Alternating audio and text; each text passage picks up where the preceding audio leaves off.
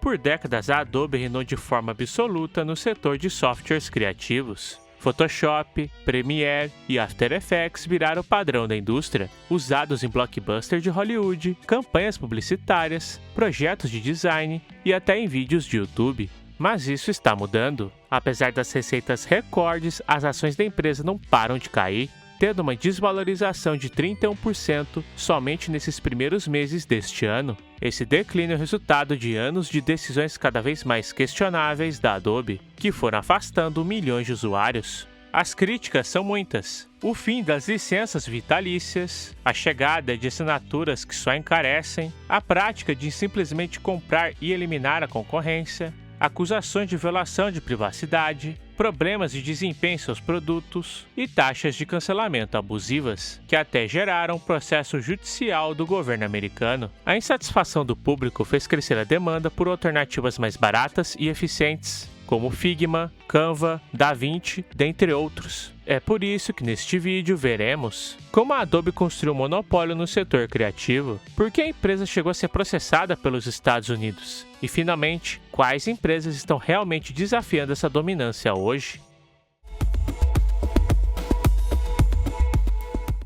Em 1982, os engenheiros Charles Gursky e John Warnock, insatisfeitos com a resistência dos seus chefes a novas ideias, resolveram se demitir da Xerox. E assim, fundaram dentro da garagem de Warnock a Adobe. O primeiro produto da empresa foi o PostScript, uma linguagem criada para tornar a impressão de documentos mais precisa e padronizada. O software descreve a posição de letras, símbolos e figuras em uma página digital, permitindo que as impressoras interpretassem e reproduzissem exatamente o que estava na tela. O PostScript era baseado na Enterpress, uma linguagem desenvolvida na própria Xerox e que a empresa não quis utilizar comercialmente. Com isso, Warnock e Gursky pegaram a ideia que seus antigos chefes rejeitaram e construíram um negócio em cima dela. Em apenas 2 anos, a receita já passava de 2 milhões de dólares. Foi por isso que a Adobe firmou uma parceria com a Apple, que deu origem à primeira impressora da marca com PostScript integrado.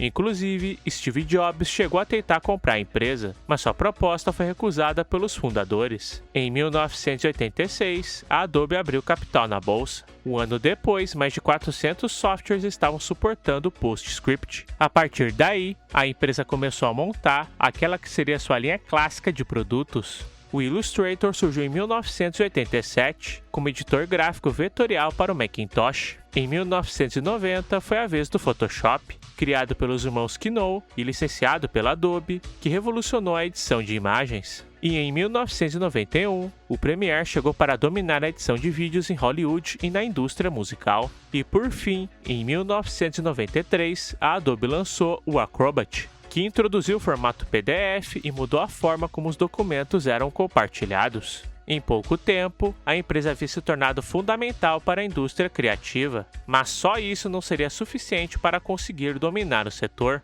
Ao longo de sua história, a Adobe comprou diretamente 61 empresas e várias outras de forma indireta, por meio de subsidiárias. Em alguns casos, a companhia comprava um rival e depois decidia se iria absorver o produto ou simplesmente descontinuar o programa. A primeira aquisição foi a OCR, em 1992. Seu principal produto, o Read-Write, era um software de leitura de texto escaneado. A empresa foi fechada logo depois, e a tecnologia absorvida pelo Adobe Acrobat. Em 1994 foi a vez da Aldus Corporation, comprada por 525 milhões de dólares. O grande atrativo era o PageMaker, um programa de diagramação de páginas bastante utilizado na época, que foi descontinuado anos depois e deu lugar ao InDesign. Mas a Aldus também tinha o PhotoStyler, um rival direto do Photoshop, que foi encerrado poucos anos depois. E o bem mais valioso que veio junto com a aquisição foi o After Effects, software de efeitos visuais que se tornaria o padrão da indústria para cinema, televisão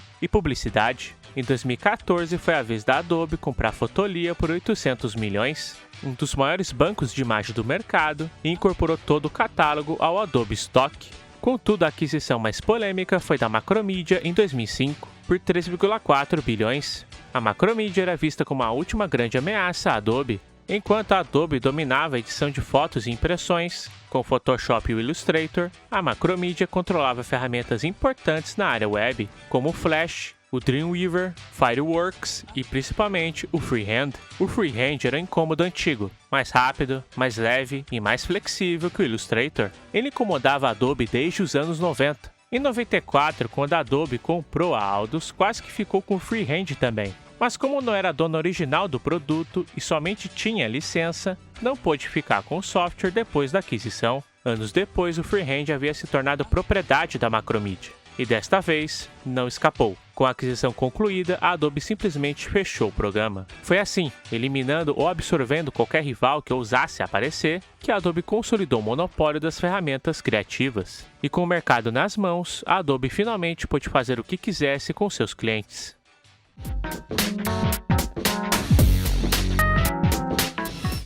Em 2003, a Adobe anunciou a criação do Creative Suite, um pacote que incluía diversos programas da marca. Ao todo foram lançadas 6 versões, e com o tempo a empresa foi bastante criticada pelo alto investimento para obter o pacote. Na época, a Adobe ainda vendia seus produtos no modelo de licença perpétua, o que tornava suas receitas irregulares e dependentes do ciclo de lançamento dos softwares, que ocorria a cada 18 a 24 meses. Esse modelo cobrou seu preço na crise de 2008, quando muitas empresas decidiram cortar gastos com softwares. As receitas da Adobe caíram 20% e a empresa teve que demitir milhares de funcionários. Ao mesmo tempo, a pirataria disparou. Com preços elevados e poucas alternativas, estima-se que mais de 40% das cópias de programas da Adobe em uso eram piratas. No final da década de 2000, o modelo tradicional da Adobe, embora ainda lucrativo, crescia devagar e estava exposto a crises econômicas, pirataria em massa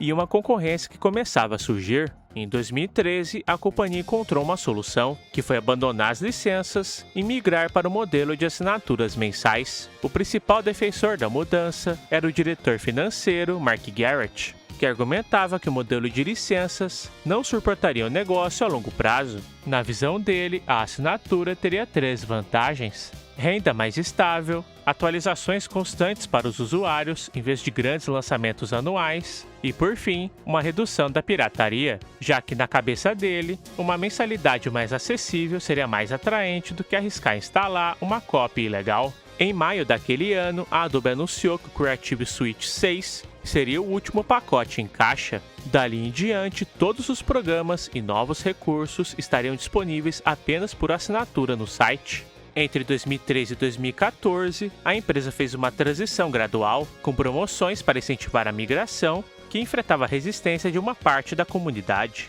Contudo, chegando em 2015, as licenças foram retiradas do mercado de vez, e só haveria uma opção, o Creative Cloud. Em 4 anos, a companhia foi de 7,7 bilhões para 14,2 bilhões de dólares em faturamento anual. Para os executivos, foi um sucesso. Para os usuários, foi o começo de uma relação cada vez pior com a Adobe. Com o tempo, os preços subiram muito e as reclamações também. A mais frequente envolvia os planos anuais. Ao assinar, poucos usuários percebiam que nas letras miúdas do contrato havia uma cláusula que previa o pagamento de 50% do valor restante do plano em caso de cancelamento depois de 2 semanas. Quem tentava cancelar pelo site se deparava com um labirinto de páginas, revalidações de senha, avisos e ofertas de retenção, tudo antes de o valor da rescisão finalmente aparecer na tela. Se o usuário tentasse cancelar pelo telefone ou chat, provavelmente se decepcionaria da mesma forma. As ligações caíam ou os atendentes simplesmente paravam de responder. Todo mês, volumes enormes de queixas chegavam à Adobe e eram completamente ignoradas. Mas em 7 de março de 2024, o governo americano entrou com um processo contra a empresa. Nas 64 páginas da acusação, o argumento era que a Adobe falhou em divulgar os termos do contrato de forma clara, cobrou valores sem consentimento real dos consumidores e não ofereceu um método simples de cancelamento. Em março de 2026, o caso chegou ao fim com um acordo de 150 milhões de dólares. Sendo 75 milhões em multa e outros 75 milhões em serviços gratuitos para os clientes. Além disso, a Adobe foi obrigada a divulgar claramente qualquer taxa de rescisão antes da assinatura, notificar os usuários sobre o início das cobranças e oferecer um processo de cancelamento simples e direto. Vale lembrar que esse não foi o primeiro processo do governo americano envolvendo a companhia. No ano de 2010, a Adobe foi uma das várias empresas acusadas de conspirar para não contratar funcionários umas das outras, uma prática que prejudicou financeiramente mais de 65 mil trabalhadores. O acordo custou 415 milhões, pouco mais de 5.700 dólares por pessoa afetada. E os problemas não pararam por aí. Em uma recente atualização de termos de uso, um detalhe chamou a atenção. A Adobe reservava o direito de acessar, visualizar ou escutar conteúdo dos usuários por métodos automatizados ou manuais. A justificativa era aprendizado da máquina, mas havia suspeita de que a empresa queria usar imagens, vídeos e textos dos próprios clientes para treinar seus modelos de IA. Essa atualização é tão problemática que projetos sigilosos e arquivos confidenciais poderiam ser acessados por sistemas automatizados sem você nem saber. No final das contas, a Adobe passou décadas construindo um ecossistema do qual era quase impossível sair, mas ao transformar esse ecossistema em uma armadilha, com programas pesados, caros e cláusulas no mínimo estranhas, a Adobe conseguiu despertar o interesse do público em testar produtos diferentes.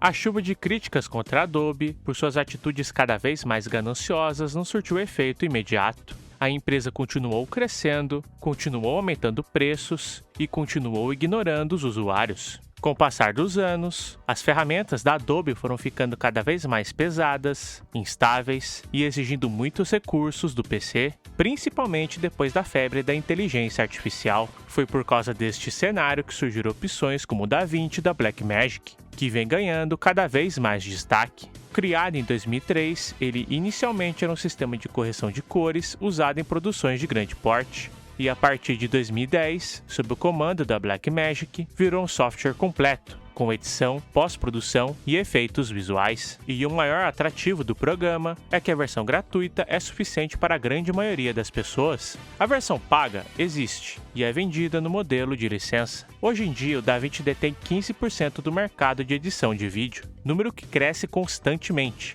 sendo adotado por diversos profissionais e ex-usuários do Premiere. Se o DaVinci está ameaçando o Premiere, o Canva e o Affinity disputam contra o Illustrator, o Photoshop e o InDesign. O Canva nasceu em 2013 na Austrália, com uma proposta totalmente diferente da Adobe: tornar o design acessível para qualquer pessoa e entregar resultados decentes em minutos no navegador, de graça. Como era de se esperar, o Canva ultrapassou 240 milhões de usuários ativos em 2025. Gerando mais de 3,3 bilhões em receita anual e está avaliada em 42 bilhões de dólares. Em 2024, o Canva deu um passo ainda mais ambicioso e comprou a Affinity por 380 milhões. A Affinity era uma das empresas mais respeitadas do mercado, com mais de 3 milhões de usuários e se diferenciava da Adobe por causa do modelo de licença. Com a compra concluída, o Canva reformulou a Affinity, que se tornou o único aplicativo que unifica edição de imagem, ilustração e diagramação em um só lugar, e disponibilizado de forma gratuita. Para efeito de comparação,